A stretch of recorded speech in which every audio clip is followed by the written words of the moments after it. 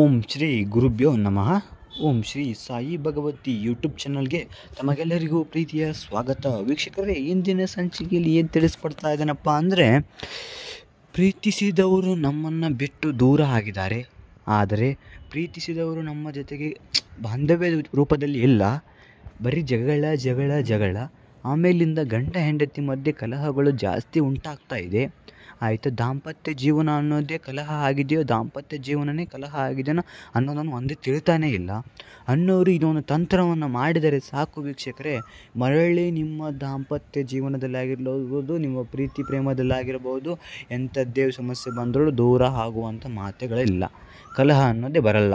ಆಯಿತಾ ವೀಕ್ಷಕರ, ತಂತ್ರವನ್ನು ಹೇಳಿಕೊಡ್ತೇನೆ, ಗಮನವಿಟ್ಟು ಕೇಳಿ ಬನ್ನಿ ವೀಕ್ಷಕರ. ತಂತ್ರವನ್ನು ಹೇಗೆ ಮಾಡೋದನ್ನು ತಿಳಿಸ್ಕೊಡ್ತೇನೆ ವೀಕ್ಷಕರೇ. ಸರ್ವೇ ಸಾಮಾನ್ಯವಾಗಿ ಮನೆಗಳಲ್ಲಿ ದೀಪ ಅನ್ನೋದಿರುತ್ತೆ.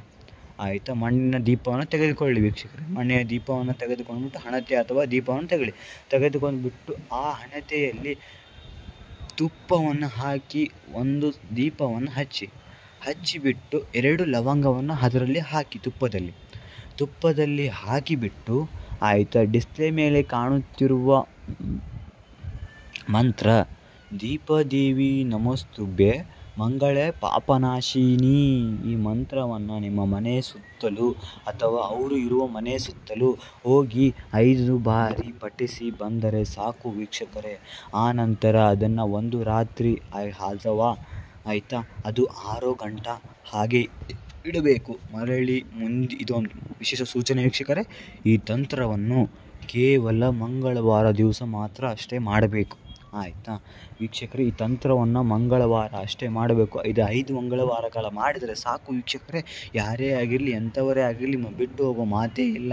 ಮರಳಿ ನಿಮ್ಮ ಜೀವನದಲ್ಲಿ ಕಲಹ ಅನ್ನೋದು ಬರಲ್ಲ ಅಂತ ಹೇಳ್ತಾ ವೀಕ್ಷಕರೇ, ಇಷ್ಟು ತಂತ್ರವಾಗಿತ್ತು. ಆಯಿತಾ, ಇನ್ನೂ ಯಾರು ಕೂಡ ನಮ್ಮ ಚಾನಲನ್ನು ಸಬ್ಸ್ಕ್ರೈಬ್ ಆಗಿಲ್ಲ, ಸಬ್ಸ್ಕ್ರೈಬ್ ಆಗಿ ಬೆಲ್ ಐಕಾನ್ ಕ್ಲಿಕ್ ಮಾಡಿ, ಲೈಕ್ ಮಾಡಿ, ಶೇರ್ ಮಾಡಿ. ಹಾಗೆ ನನ್ನ ಕಡೆಯಿಂದ ವಿನಂತಿ ವೀಕ್ಷಕರೇ, ಡಿಸ್ಪ್ಲೇ ಮೇಲೆ ಕಾಣುತ್ತಿರುವ ನಮ್ಮ ರಾಘವೇಂದ್ರ ಭಟ್ ಗುರೂಜಿಯವರ ನಂಬರ್ಗೆ ಕಾಲ್ ಮಾಡಿದರೆ ವೀಕ್ಷಕರೇ, ಕೇವಲ 12 ಗಂಟೆಯಲ್ಲಿ ತಮ್ಮ ಸಮಸ್ಯೆಗಳಿಗೆ ಪರಿಹಾರ ಎಂಬುದನ್ನು ಒದಗಿಸ್ಕೊಡ್ತಾರೆ ವೀಕ್ಷಕರೇ.